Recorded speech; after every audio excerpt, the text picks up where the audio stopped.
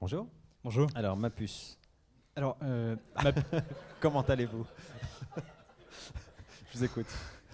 ma puce, c'est un autocollant qu'on colle, qui n'est pas plus grand qu'un timbre, qu'on colle au dos en fait, d'un téléphone portable et qui vous permet de réaliser des achats sans contact. En gros, l'idée, c'est que vous pouvez acheter votre café du matin simplement en badgeant votre petit téléphone à un petit récepteur. Notre idée, c'est d'appliquer cette technologie-là, qui existe déjà. Il n'y a pas de code, il n'y a rien?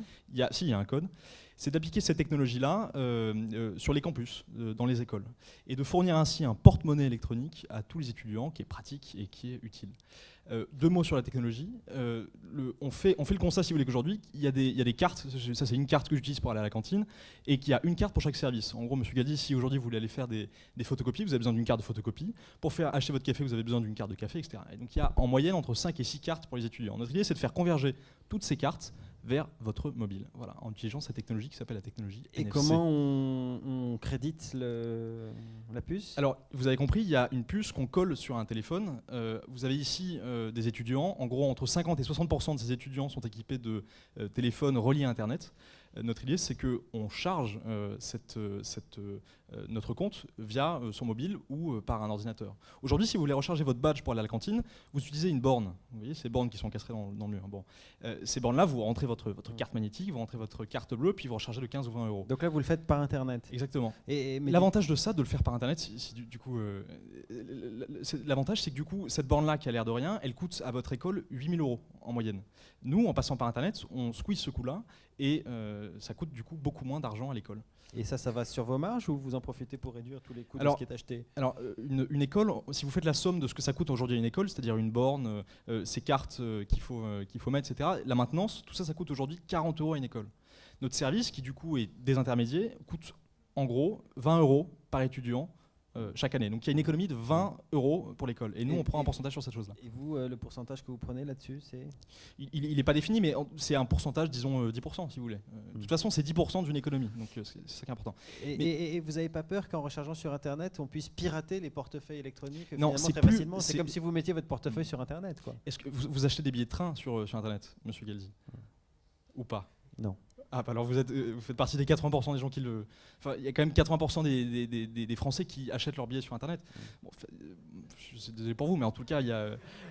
Ne soyez pas désolé. Mais je ne suis pas désolé, alors. Et alors, il y a quand même des problèmes de piratage dès qu'on est sur Internet. Et là, en l'occurrence, on dit juste à l'étudiant, tiens, tu mets ton portefeuille sur Internet, quoi. Il y a au Japon 80 millions de téléphones portables qui sont équipés de cette technologie-là. 40 millions de Japonais prennent chaque jour le métro avec leur téléphone portable et paient leur café ou leur baguette de pain avec ce téléphone portable. C'est pas une technologie c'est une technologie qui est encore plus sûre que ce qu'on a par exemple avec ça. C'est-à-dire que vous pouvez prendre cette carte-là et passer et utiliser ma carte de cantine. Avec mon portable, vous pouvez le pas. Enfin, en tout cas, c'est mon portable.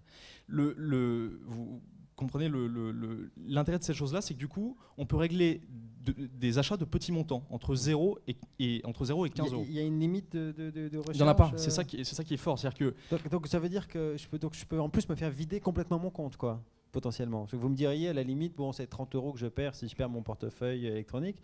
Là, non, il n'y a pas de limite. On parle de petits montants, donc de rechargement entre de 15 et 20 euros. Donc ce sont de petits montants. C'est pour acheter un café, pour acheter votre baguette de pain.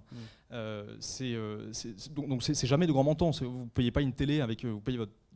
En revanche, vous ne pouvez pas payer... aujourd'hui, si vous voulez acheter une carte, votre baguette de pain, vous ne pouvez pas le faire avec une carte bleue. Parce que c'est pas rentable pour la boulangère ou le boulanger d'avoir un prix. Et la boulangère et le boulanger, comment ils reçoivent l'argent immédiatement? Comment ça se passe? Oui, c'est ça. C'est-à-dire qu'en fait, on crédite leur compte bancaire.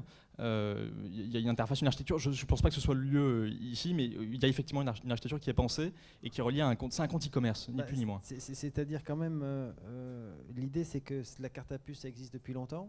Ouais. Donc le portefeuille électronique, on en parle depuis très longtemps. Ouais. Si on n'a pas mis ça en place jusqu'à présent, c'est qu'il doit bien y avoir des raisons quand même. Il n'y a pas de fumée sans feu. C'est le cas. Vous parlez de Moneo.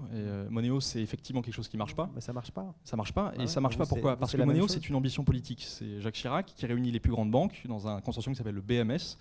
Donc il y a les 12 banques, les plus grandes banques, et donc qui sont très forts pour faire des grands discours politiques et signer des partenariats nationaux, mais qui sont beaucoup moins forts localement. C'est-à-dire que votre boulangère, du coup, elle n'utilise pas cette.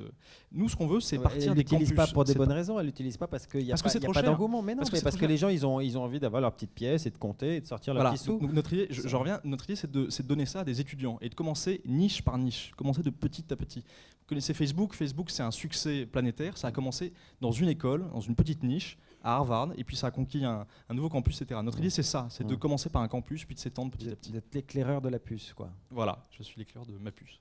Merci.